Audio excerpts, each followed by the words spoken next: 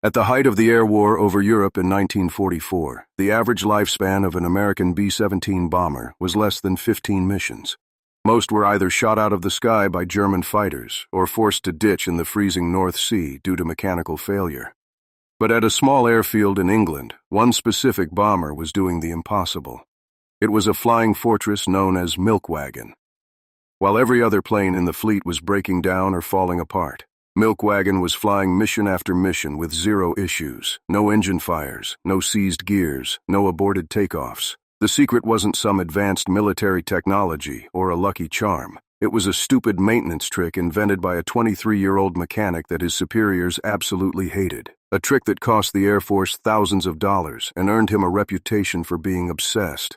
But it was about to make Wagon the most legendary bomber of the entire war. If you want to know how one man's ridiculed idea kept a crew of 10 alive for 129 consecutive missions when everyone else was falling, keep watching. By 1944, the 8th Air Force was suffering devastating losses. To hit German industrial targets, thousands of young Americans had to fly deep into enemy territory. They faced a wall of anti-aircraft fire and swarms of elite German fighters. But for many crews, the greatest enemy wasn't the German Luftwaffe.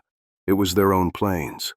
The B-17 Flying Fortress was a marvel of engineering, but it was also incredibly complex.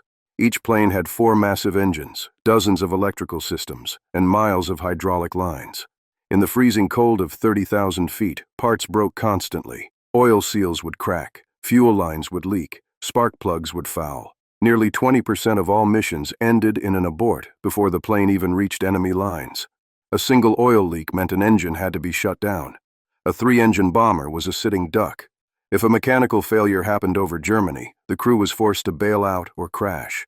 For the men of the 447th Bomb Group at RAF Rattlesden, every takeoff was a gamble. The base was littered with planes waiting for parts and mechanics who were overworked and exhausted. The standard rule was simple: if it isn't broken, don't fix it. There simply wasn't enough time or parts to do anything else. But one young sergeant from Pennsylvania was about to break that rule entirely. Technical Sergeant Robert Orlosky was only 23 years old, but he was already one of the most skilled mechanics in the Air Force. He was the crew chief for a B-17G nicknamed Wagon. Orlosky was a man of few words, but he had a strange obsession. He could hear a tiny misfire in an engine from 100 yards away.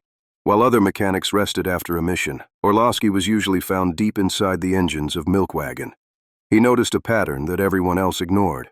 Most mechanical failures didn't happen because a part was old. They happened because a part was about to fail, and the standard inspection missed the tiny warning signs. Orlosky came up with a plan that sounds completely backwards. He decided he would replace critical engine parts after every 5 missions, regardless of whether they looked good or not. He wanted to swap out oil seals, spark plugs, and even entire fuel pumps before they showed a single sign of wear. When he told his superiors, they were furious. Parts were in short supply, and what Orlosky was suggesting was seen as incredibly wasteful. They called his method stupid and inefficient. They told him he was wasting valuable resources on a plane that might get shot down tomorrow anyway. But Orlosky refused to listen. He believed that if his crew didn't have to worry about the engines, they could focus entirely on surviving the enemy. Orlosky knew he couldn't get the extra parts through official channels, so he started a quiet campaign of what soldiers called midnight requisitioning. He traded favors with other ground crews. He scrounged through salvage yards for nearly new parts from crashed planes. He even traded his personal rations for specialized tools that the Air Force didn't provide. Every night, while the rest of the base slept, Orlosky and his small team worked under the dim light of flashlights. They meticulously pulled apart the 4 Wright Cyclone engines on Wagon. They cleaned every valve, tightened every bolt, and replaced every gasket that looked even slightly questionable. One morning, his commanding officer caught him replacing a fuel pump that had only 10 hours of flight time on it. The officer was livid. He demanded to know why Orlosky was wasting a perfectly good pump. Orlosky simply looked him in the eye and said, "Because I want my boys to come home." To mock his obsession, some of the other mechanics started calling his plane the Wagon, implying it was as reliable and boring as a local milk delivery truck. Orlosky didn't mind. He even painted a small cow on the side of the fuselage as a joke. He didn't care about the insults.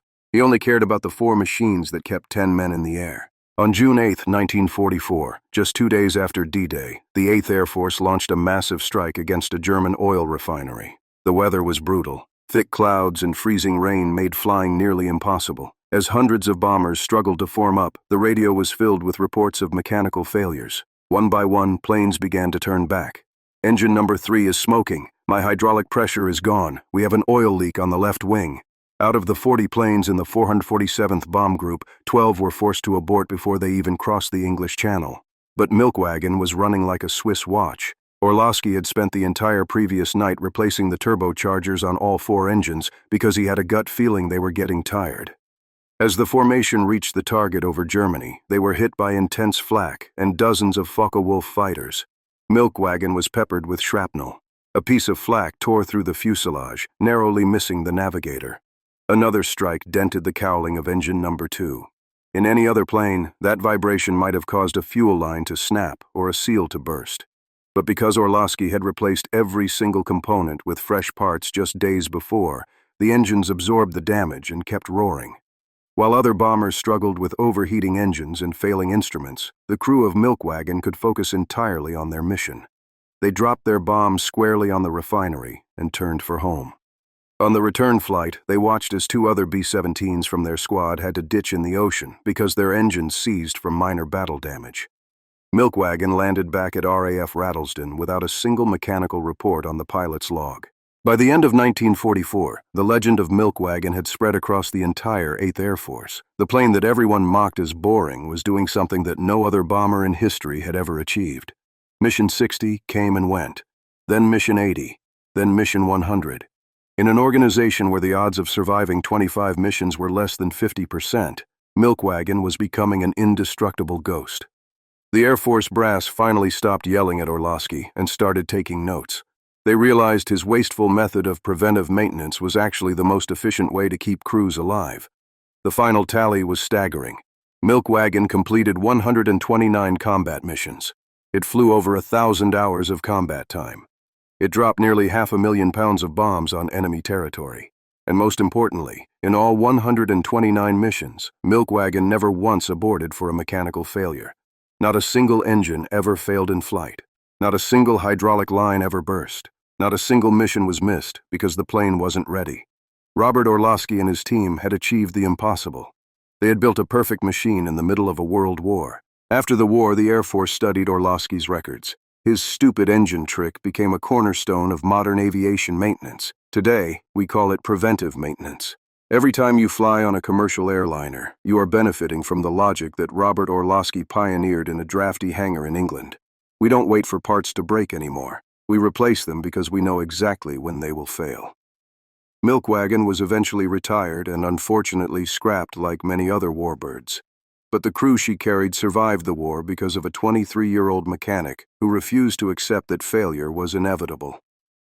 Robert Orlosky returned to Pennsylvania and lived a quiet life, but he always kept a small model of the Wagon on his desk. He didn't see himself as a hero. He just saw himself as a man who did his job. But for the families of the 10 men who flew that plane, Orlosky was the most important man in the world. He proved that sometimes the most effective weapon in a war isn't a bomb or a gun. It's the simple, obsessive care of a man who refuses to let his friends down.